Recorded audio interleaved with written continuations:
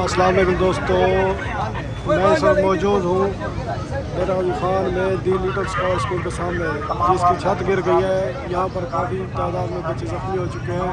3 बच्चों की शहादत की इतला भी आ चुकी है।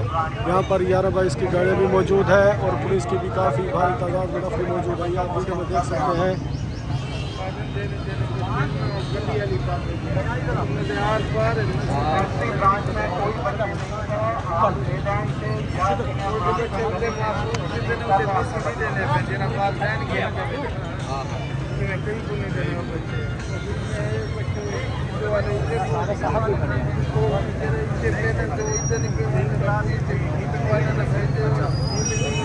अल्लाह अकबर, अल्लाह पाक रहम